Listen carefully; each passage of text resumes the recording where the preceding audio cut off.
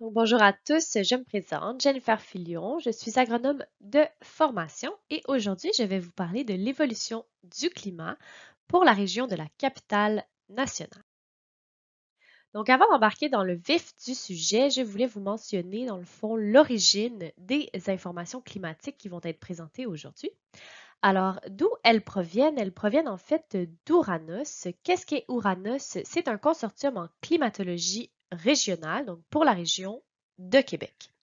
Les prévisions climatologiques qu'elles nous partagent sont basées sur des scénarios climatiques que les climatologues québécois considèrent d'ailleurs comme étant les plus crédibles à ce jour. Pourquoi je spécifie à ce jour, c'est qu'en fait, la climatologie s'est portée à évoluer relativement rapidement. Donc aujourd'hui, les informations qu'on vous présente, ce sont des informations sur une échelle régionale, dans le cas-ci capitale nationale, et on vous présente en fait deux scénarios. Donc le premier va relater les moyennes pour les années 1991 à 2020, donc c'est un scénario du passé, et le deuxième, le scénario du futur, donc de 2041 à 2070. Ce scénario-là, on l'appelle aussi Horizon 2050. Alors, on serait maintenant rendu à parler du premier indicateur agroclimatique, mais avant tout, je vais vous expliquer comment fonctionne la présentation des cartes aujourd'hui. Alors, premièrement, vers la gauche, vous avez la carte qui représente l'horizon passé, puis à droite, celle qui représente l'horizon 2050. Donc, c'est l'horizon futur, comme je le mentionnais. Au milieu, c'est la légende qui, soit dit en passant, est commune aux deux cartes. Maintenant, si on regarde un peu plus en détail la carte, donc on se rappelle qu'ici, on est dans la capitale nationale, donc vous voyez évidemment Québec apparaître ici. Aussi, chacune des petites tuiles que vous voyez qui sont donc de couleurs différentes, elles représentent une superficie de 10 par 10 km. Maintenant, au niveau de l'encadré qu'on retrouve ici, il présente les moyennes pour le scénario historique et les moyennes pour le scénario futur. On a ensuite notre delta qui lui en fait est la variation qui est anticipée. Puis entre parenthèses, c'est l'incertitude associée au modèle. Si on revient maintenant à notre indicateur climatique qui est en fait la température moyenne annuelle, ce qu'on est en mesure ici d'observer, c'est une augmentation des températures moyennes annuelles à l'échelle de la région. Donc effectivement, si on regarde notre variation, il est prévu une augmentation de 2,3 degrés Celsius en moyenne à l'échelle de la région. Finalement, ça nous ferait passer d'une température de 3,5 degrés Celsius à une de 5,8 degrés Celsius. Passons maintenant à la variation saisonnière. Donc en fait, on vient de voir les moyennes de température sur une base annuelle. Maintenant, j'aimerais qu'on se penche plutôt sur la variation mensuelle de la température. Mais je vais d'abord vous expliquer quand même le graphique qui est présenté ici. Donc, vous voyez d'abord la ligne rouge, elle représente le scénario futur. Et en dessous, c'est la ligne noire qui, elle, représente plutôt le scénario du passé. Donc, c'est les températures qui ont été observées. Maintenant, la première observation qu'on peut faire à partir de ce tableau pour la capitale nationale, c'est l'augmentation de la température, peu importe le mois. Donc effectivement, la ligne rouge est toujours au-dessus de la ligne noire.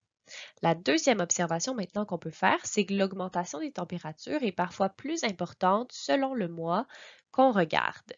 Donc oui, la température est toujours plus élevée, mais la variabilité de cette augmentation, elle, dépend du mois de l'année. La dernière chose à mentionner sur ce graphique, c'est par rapport à l'encadré qu'on retrouve ici à droite, qui lui en fait présente la moyenne annuelle de l'augmentation des températures. C'est pour ça qu'on retrouve notre variation de 2,3 degrés Celsius ici. Si on passe maintenant aux précipitations prévues, donc on se rend compte que l'évolution ici dépend réellement des mois, au contraire de ce qu'on a observé pour la température mensuelle. Ce que je veux dire ici, c'est qu'effectivement, si on se concentre d'abord sur les mois d'hiver et du printemps, on voit une augmentation nette des précipitations. Toutefois, si on se concentre plutôt sur les mois d'été, ou d'automne, à ce moment-là, l'augmentation est vraiment moindre. Parfois, il n'y en a pas du tout, ou il semble avoir vraiment une tendance à la stabilité. Mais ce qu'on doit ressortir ici, c'est qu'au global, les précipitations totales, et ici les précipitations totales, je tiens à le préciser, c'est celles sous forme de neige et de pluie, bien elles sont en augmentation à l'échelle de l'année. Donc effectivement, si on se fie à notre encadré ici, on prévoit une augmentation de 75 mm à l'échelle de l'année en moyenne. Alors avant de continuer avec les autres indicateurs agroclimatiques, je voulais faire une parenthèse sur les événements extrêmes. Alors pourquoi c'est pertinent d'en parler? C'est parce qu'on le sait que les événements extrêmes peuvent grandement affecter l'agriculture, en affectant par exemple les cultures ou les élevages. Donc effectivement, quand ce type d'événement se produit, eh bien malheureusement, ça vient souvent avec d'importantes conséquences. Mais il faut quand même faire attention et apporter certaines nuances, parce que oui, il y a des événements extrêmes qui vont être liés au changement climatique, mais il y en a aussi d'autres qui ressortent plutôt de la variabilité naturelle. La variabilité naturelle, ça c'est quoi? C'est ce qui fait en sorte que d'année en année, par exemple, le volume des précipitations ou encore la température va varier. La deuxième nuance que je veux apporter ici, c'est que les connaissances au niveau des événements extrêmes, elles évoluent relativement rapidement. Donc nous, aujourd'hui, on vous présente ce qui est partagé comme information par Ouranos. Alors, je vous disais justement qu'il y avait des incertitudes au niveau des événements extrêmes, mais il y a quand même des événements pour lesquels on est plus certain. Alors, par exemple, il va y avoir une diminution du nombre de vagues de froid extrêmes, mais il va aussi y avoir une augmentation des vagues de chaleur. Et d'ailleurs, ces périodes de chaleur-là, elles vont être plus longues et encore plus chaudes. D'autres événements maintenant pour lesquels on est presque certain. Je dis presque certain parce qu'en fait, il y a suffisamment d'études pour quand même être en mesure de ressortir des tendances qui sont claires. Alors, à ce niveau, on sait notamment qu'il devrait y avoir plus d'événements de pluie extrêmes et ces pluies vont être plus intenses, aussi plus de cellules orageuses localisées et encore une fois, elles seront plus intenses. Maintenant, au niveau des événements extrêmes pour lesquels nous en savons moins. Donc, parce qu'il n'y a cette fois-ci pas suffisamment d'études pour faire ressortir des tendances claires. Donc, notamment, par exemple, au niveau du verglas. D'ailleurs, à ce niveau-là, il faut savoir que c'est un des phénomènes qui est le plus incertain et il est aussi difficile à simuler. Mais il semblerait tout de même que le climat futur du sud du Québec connaîtra une diminution des épisodes, ou plutôt du nombre d'heures totales observées annuellement de verglas. Mais ça, il faut faire attention parce que ça ne veut pas dire pour autant que ces épisodes de verglas ne se reproduiront plus jamais. Mais c'est quand même les tendances que nous sommes présentement en mesure d'établir pour cet événement extrême. Si on passe maintenant aux rafales de vent. Donc oui, c'est vrai qu'il y a eu des observations dans les dernières années d'une certaine évolution au niveau des rafales, mais il ne semble pas y avoir pour le moment de tendance claire ou de lien clair avec les changements climatiques. Et finalement, au niveau de la grêle, ça en fait ce qu'on peut dire, c'est que c'est un sujet pour lequel on n'a pas vraiment de données pour l'instant, mais qui est à l'étude. Donc, c'est à suivre.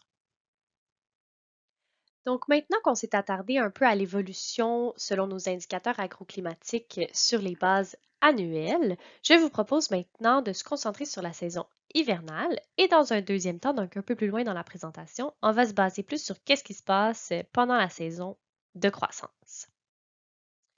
Alors commençons par l'évolution de la température minimale en hiver. Donc ici, c'est réellement le mois de janvier qui est présenté. Donc c'est vraiment la température minimum du mois le plus froid de l'année. Donc, si j'explique un petit peu le graphique qu'on a ici. En fait, sur l'axe des X, en bas, ça représente les années. Alors, c'est environ une période de 100 ans, soit de 1970 jusqu'à 2070.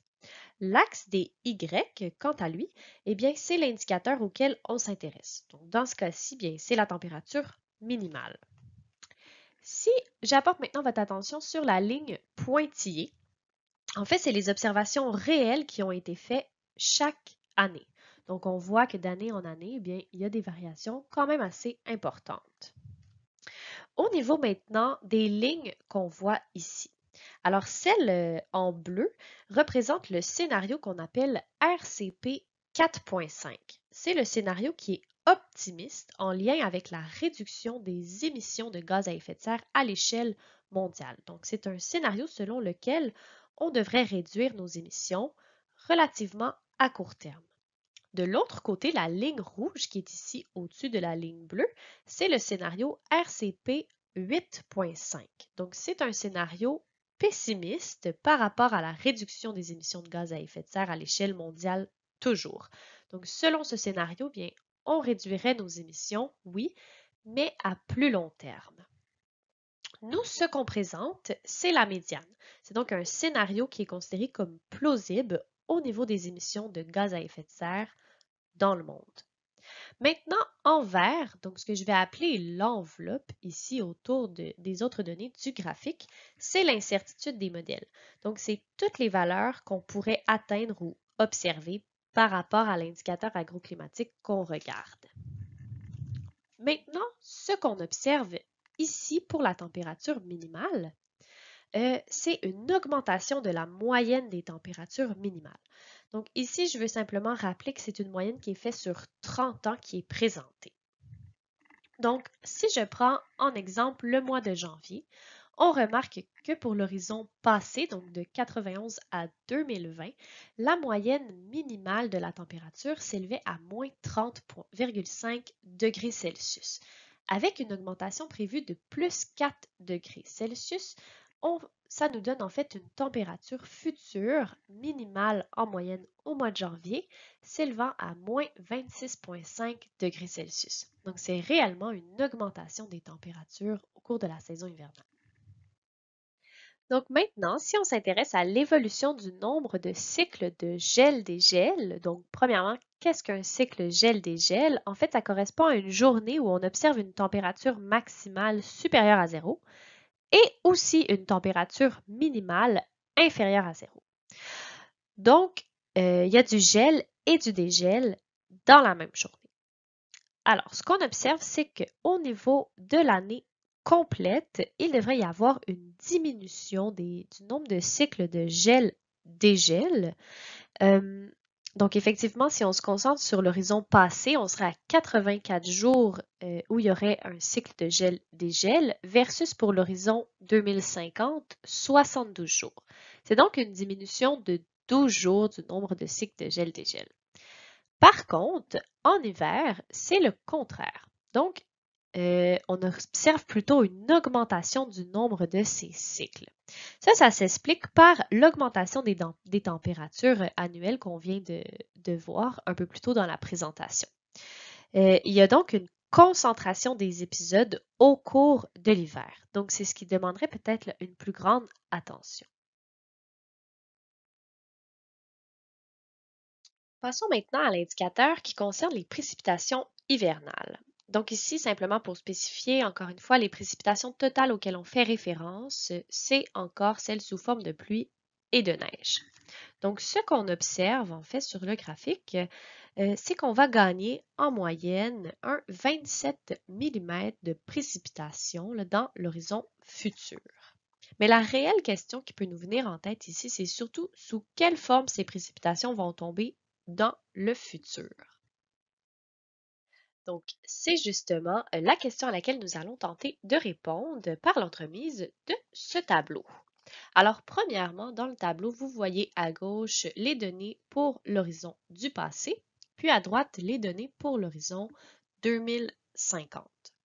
Ensuite, pour chacun des scénarios, on vous présente les précipitations sous forme de pluie, celles sous forme de neige et finalement le ratio des précipitations totales qui tomberont sous forme de pluie. Donc évidemment, c'est la même logique que nous devons suivre pour les données sur l'horizon 2050. Ici, une petite parenthèse, vous êtes peut-être aperçu que la neige est présentée en millimètres et donc que c'est relativement peu élevé comme chiffre. Mais en fait, ce qu'il faut savoir, c'est que c'est des équivalents en eau. Donc, quand la neige fond, ça nous donne combien de millimètres d'eau. Maintenant, ce sur quoi je veux attirer votre attention, c'est les totaux intermédiaires, donc qui sont présentés à la ligne juste ici. Donc d'abord, ce qu'on peut remarquer, c'est une augmentation des précipitations sous forme de pluie. Donc effectivement, on passe d'en moyenne 295 mm à 373 mm. Donc si on regarde en même temps le ratio des précipitations totales qui vont tomber sous forme de pluie, on remarque une augmentation du taux, passant donc de 46%, donc moins de la moitié, à 54% des précipitations qui tomberont sous forme de pluie. Et ça, c'est évidemment pendant les mois là, les plus frais de l'année. De l'autre côté, ce qu'on remarque au niveau de la neige, c'est la tendance inverse. Donc en fait, on observe une diminution, passant ici de 320 mm de neige à 304 mm de neige, donc toujours évidemment là, en équivalent d'eau. Donc pour conclure sur ce tableau, on observe une augmentation des précipitations sous forme de pluie à l'hiver, et ça, c'est encore une fois lié à l'augmentation des températures. Maintenant, avec la diminution des précipitations sous forme de neige et l'augmentation sous forme de pluie, bien vient aussi la réduction de la durée de la période d'enneigement. Donc en fait, quand on parle de durée d'enneigement, on fait référence à dès qu'il y a 3 cm de neige au sol. La chose sur laquelle j'aimerais apporter votre attention est les périodes qui sont ici un peu différentes des horizons dont on parlait précédemment dans la présentation. En fait, c'est simplement parce que les pas de temps pour ces modèles-là sont différents, mais je tenais à spécifier cette information. Donc, pour la capitale nationale, on observe une diminution de environ 40 jours, donc c'est plus d'un mois de la durée de la période d'enneigement au sol. Donc, poursuivons maintenant avec l'indicateur qui considère l'épaisseur maximale du couvert de neige. Donc, vous allez aussi remarquer que l'unité utilisée est les millimètres. Alors, encore une fois, c'est parce que c'est des équivalents en eau qui sont utilisés. Mais l'important à retenir, c'est qu'un millimètre de neige qu'on présente ici, c'est environ l'équivalent d'un centimètre de neige avant qu'il y ait compaction ou tassement. Donc, pour la capitale nationale, ce qu'on voit au niveau des résultats, c'est une variation anticipée de moins 94 mm au niveau de l'épaisseur maximale du couvert de neige. Bon, alors maintenant, justement, le fait de réduire la durée du couvert de neige, puis l'épaisseur maximale du couvert de neige, amène évidemment des impacts, notamment des impacts sur les plantes. Donc, c'est pour ça qu'on va maintenant parler du potentiel d'endurcissement des plantes fourragères.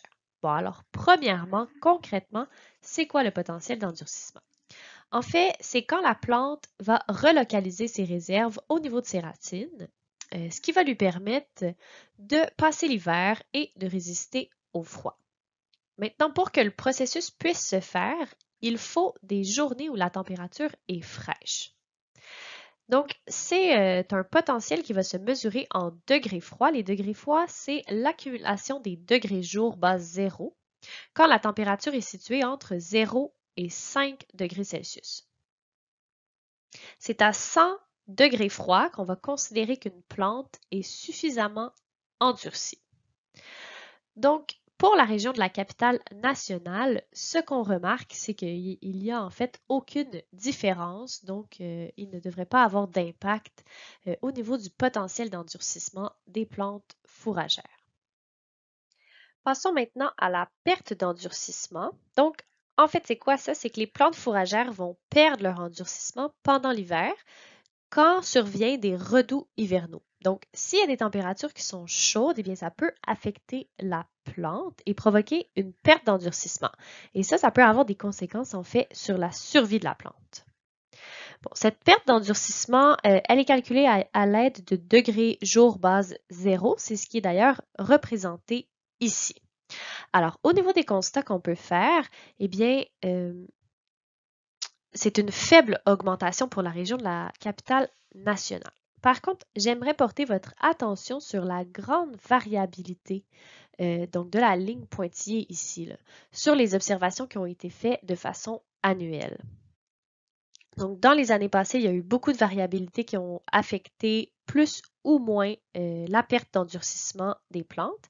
Et selon l'enveloppe verte, qui, on se rappelle, est l'incertitude du modèle, cette variabilité devrait là, se maintenir. Donc, et voilà, on a passé à travers les indicateurs pour la saison froide. Je vais donc en profiter pour vous récapituler, dans le fond, l'état de la situation. Donc, en fait, on observe une augmentation en hiver des températures quand même assez importante et aussi une diminution au niveau des froids extrêmes ou de leur fréquence. Ensuite, on observerait aussi une modification du régime des précipitations. Donc, on se rappelle plus de pluie prévue pour moins de neige, mais globalement une augmentation des volumes de précipitations totales. Bon, tous ces indicateurs-là pourraient avoir des impacts sur les plantes, mais pour la région de la capitale nationale, le potentiel d'endurcissement et la perte d'endurcissement restent inchangés ou évoluent peu. Bon, alors passons maintenant aux indicateurs relatifs à la saison de croissance. Alors, quoi de mieux pour commencer les indicateurs climatiques sur la saison de croissance que la date du début de cette saison, justement? Donc, à titre informatif, on considère que la saison de croissance peut débuter quand on a atteint 5 jours consécutifs avec une température moyenne de plus de 5,5 degrés Celsius. D'ailleurs, à ce niveau, pour déterminer cette date, on va se baser sur l'échelle des jours juliens. Ça, c'est en fait un système de datation qui va servir à compter le nombre de jours qui sont écoulés dans l'année à partir du 1er janvier. D'ailleurs, je vais faire la parenthèse tout de suite quand on va aborder les termes du dernier gel printanier, du premier gel à l'automne, ainsi que la date de la fin de la saison de croissance. On se base toujours aussi sur l'échelle des jours juliens. Donc maintenant, fin de la parenthèse. Et si on revient pour la région de la capitale nationale, ce qu'on est capable d'observer à l'aide des cartes présentées ici, c'est qu'on va passer d'une date de début de la saison de croissance à environ, ou en moyenne plutôt, le 29 avril dans l'horizon passé, à une en moyenne au 19 avril. Donc, ça représente un devancement de 10 jours au niveau de la date du début de la saison de croissance. Maintenant, si on s'attarde au dernier gel printanier à moins 2 degrés Celsius, en fait, ce qu'on voit, c'est un peu comme pour la date de début de la saison de croissance, la date du dernier gel va être devancée. Donc, pour la région de la capitale nationale, ça représente un devancement de 11 jours. Alors, en gros, le dernier gel dans l'horizon passé avait lieu le 4 mai et il aurait plutôt lieu le 23 avril pour l'horizon 2050.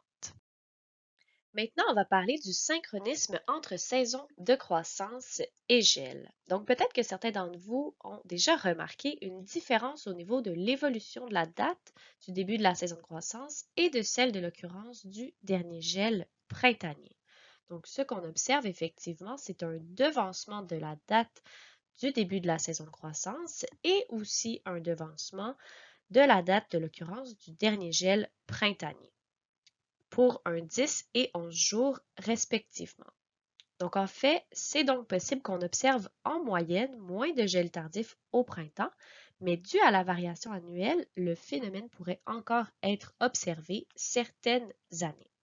Maintenant, si on regarde plutôt à l'automne, on peut observer les mêmes tendances. Donc là, c'est un retardement de la date de l'occurrence du premier gel à l'automne, ainsi qu'un retardement de la date de fin de saison de croissance pour un 11 et 10 jours respectivement.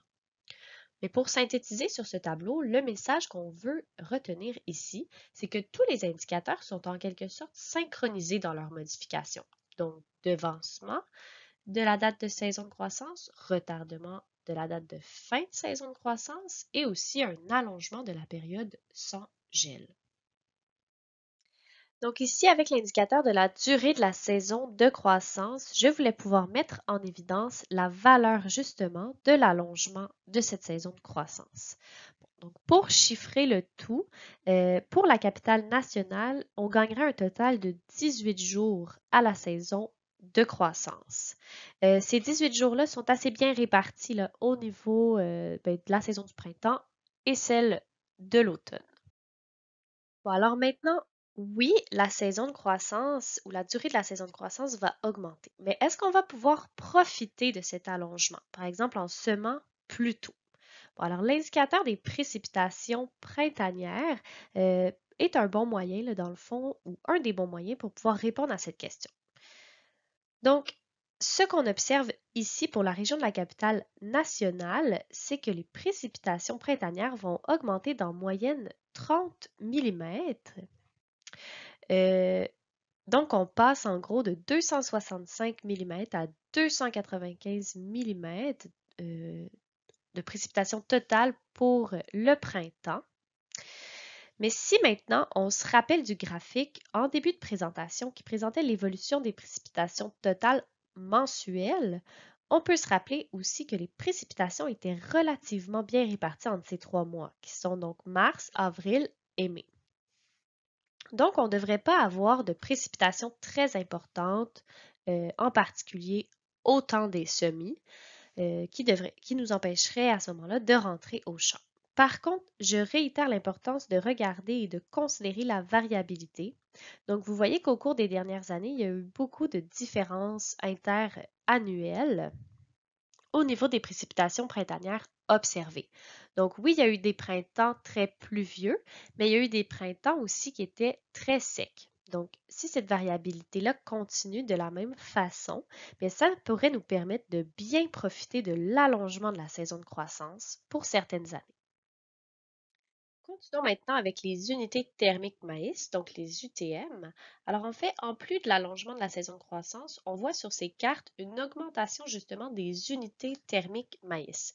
Donc pour la région de la capitale nationale, c'est une augmentation d'en moyenne 635 UTM à l'échelle de la région.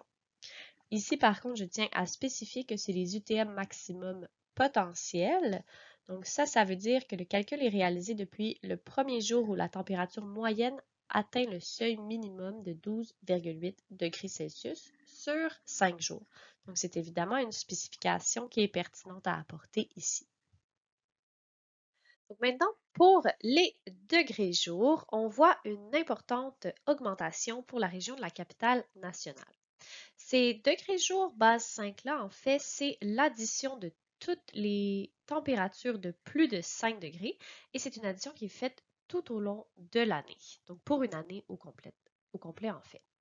Donc, la nette augmentation dont je vous parlais, en réalité, ça représente une augmentation de 420 degrés jour, ce qui nous fait passer de 1526 pour la période 1991-2020 à 1946 pour la période 2041-2070. Donc, ici, pour le nombre de jours avec une température maximale supérieure à 30 degrés Celsius. Donc, logiquement, avec l'augmentation des températures, vient aussi une augmentation des températures maximales. Donc, pour la région de la capitale nationale, ça représente en fait qu'on passe de 3 jours où la température maximale était supérieure à 30 degrés Celsius à 12 jours où la température sera supérieure à 30, où la température maximale, pardonnez-moi, sera supérieure à 30 degrés Celsius pour l'horizon 2050. Ça représente une augmentation de 9 jours supplémentaires. Maintenant, si on s'intéresse au nombre de jours avec une température de nuit qui serait supérieure à 20 degrés Celsius, c'est possible de remarquer que pour la capitale nationale, on prévoit une augmentation de 3 jours. Donc, passant de 1 pour la période 1991 à 2020 à 4 jours par année pour la période 2041-2070. Donc, pourquoi cet indicateur est pertinent? En fait, c'est que quand bien même qu'il fasse chaud la journée, si la température rafraîchit la nuit, c'est beaucoup plus supportable pour les animaux et pour les cultures. Mais si au contraire il fait chaud la journée et que la température ne baisse pas au cours de la nuit, alors ça devient beaucoup plus difficile au niveau de l'adaptation pour les animaux et les cultures. D'où la pertinence en fait de regarder cet indicateur. Alors maintenant, le résultat des derniers indicateurs dont nous avons parler peut se transposer sur les épisodes de canicule. Alors, une canicule, en fait, ça représente une période où la température est supérieure à 30 degrés Celsius, et ce pour au moins 3 jours consécutifs. Donc, au niveau de la capitale nationale, ce qu'on remarque, c'est que historiquement, bien, il n'y avait à peu près pas de période de canicule. Bon, évidemment, toutefois, il y avait quand même des variabilités. Donc, certaines années ont connu des épisodes de canicule. Mais dans le futur, ce qu'on projette, c'est une augmentation de l'ordre de 1,2 au niveau des périodes de canicule. Alors, si maintenant on revient à nos variations saisonnières, bon, je crois qu'on l'a bien mis en évidence, les températures vont augmenter, mais elles augmentent particulièrement en été. Donc, d'où l'augmentation en moyenne sur la période de l'été de plus 2,4 degrés Celsius. Donc, pour une température historique de 16,8 degrés Celsius, mais qui sur l'horizon futur s'élèvera à 19,2 degrés Celsius. Donc, je le rappelle, c'est toujours pour la saison de l'été. Donc, ça se traduit en plus d'évapotranspiration pour les plantes. Mais si on regarde maintenant les précipitations, on se rend compte que l'évolution est moindre, donc elle est moins importante. Donc, il y a seulement un total de 8 mm de plus de précipitations au courant de l'été. Pour la région toujours de la capitale nationale, ces précipitations-là sont encore une fois réparties sur les 3 mois de l'été. Donc, évidemment, ça va avoir un impact sur les besoins en eau des plantes et en d'autres mots, ça se pourrait que leurs besoins ne soient pas comblés par le total des précipitations. Donc, c'est justement ce qu'on voit avec l'évolution du bilan hydrique. D'abord, un petit rappel, le bilan hydrique, c'est en fait le total des précipitations mensuelles moins l'évapotranspiration des plantes, qui ici, la référence est en fait la prairie rase. Donc, si on revient à notre graphique, vous avez en vert le scénario du passé, donc 1991 à 2020, et en orange, le scénario du futur, l'horizon 2050. Alors, ce qu'on retire du graphique, c'est que le déficit hydrique va s'aggraver d'un mois à l'autre. Si maintenant on regarde au niveau du cumul du déficit hydrique à la fin de l'été, ça nous donne en moyenne un moins 66 mm dans l'horizon futur en comparaison à un moins 36 mm dans les années passées. Donc, une réelle aggravation du déficit hydrique. Ici, je tiens à apporter une nuance parce qu'en fait, ce graphique, il ne tient pas compte des réserves en eau du sol. Mais en réalité, à part les précipitations, il y a quand même d'autres sources d'eau que la plante est en mesure d'aller chercher. Par exemple, elle pourrait combler ses besoins avec justement les réserves en eau du sol. Mais à la fin de l'été, il peut quand même arriver que ces réserves soient fortement diminuées et que les plantes, au final, souffrent réellement d'un manque d'eau. Donc, en plus de la diminution des précipitations en été, on va aussi avoir une modification de la répartition de ces précipitations-là. C'est ce qu'on voit en fait avec les périodes sans pluie, donc les périodes qu'on nomme une période de sécheresse. Maintenant, ce qu'on considère comme une période sans pluie, c'est lorsque les précipitations cumulées vont être inférieures à l'équivalent de la rosée, donc de moins de 3 mm. Alors, dans le tableau, ici, on voit que le nombre de périodes de plus de 5 jours où il ne pleut pas va augmenter à raison de une période supplémentaire dans le futur. Ce qu'il faut ajouter à ça, c'est que la durée de ces périodes de sécheresse va aussi augmenter. Alors, en résumé, on va avoir plus de périodes de sécheresse et ces périodes-là vont aussi être plus longues, donc pour un nombre de jours cumulés supérieur de 11 pour l'horizon 2050. Donc maintenant, pour finir la boucle, on revient à l'automne. Alors en gros, c'est la même question qui nous revient par rapport à la possibilité de profiter de l'allongement de la saison de croissance dont on a discuté un peu plus tôt dans la présentation.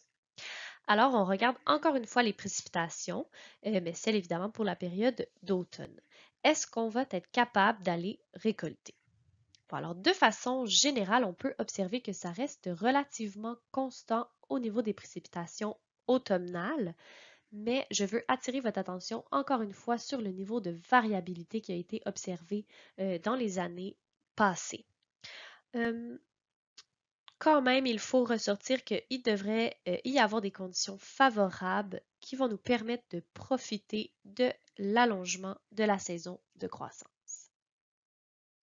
Puis, justement, en revenant sur l'allongement de la saison de croissance, bien, je voulais aussi revenir sur la date du premier gel à l'automne. Donc, celui-ci, bien, en moyenne, se situait autour du 6 octobre pour la période 91-2020, mais qui se voit retardé dans le futur pour être aux environs du 17 octobre en moyenne. Ça nous fait un premier gel retardé d'environ 11 jours en moyenne. De la même façon, pour la date de la fin de la saison de croissance, on voit que la date de fin était pour l'horizon passé au 1er novembre et qu'elle est retardée au 11 novembre pour l'horizon 2050, ce qui nous fait en réalité un 10 jours de retardement de la date de fin de la saison de croissance. Donc, et voici, on arrive déjà à la fin de la présentation. J'aimerais donc en profiter pour faire un petit résumé des indicateurs climatiques qu'on a vus pour la saison de croissance uniquement. Donc, en gros, on voit une augmentation des températures qui se traduit en une augmentation de la saison de croissance et aussi une augmentation de la période sans gel, en plus d'une augmentation au niveau des unités thermiques maïs et des degrés jour. Par contre, cette augmentation des températures vient aussi avec l'augmentation des températures très élevées, comme les périodes de canicule. Maintenant, au niveau des précipitations, on a vu qu'elles n'allaient pas être en augmentation pour la période d'été et d'automne, ce qui pourrait amener un stress hydrique vécu par les plantes. Et on a aussi vu une augmentation des périodes de sécheresse. Donc, je vous remercie énormément pour votre attention aujourd'hui. J'espère que la présentation vous a plu et que vous avez appris. Alors, bonne journée!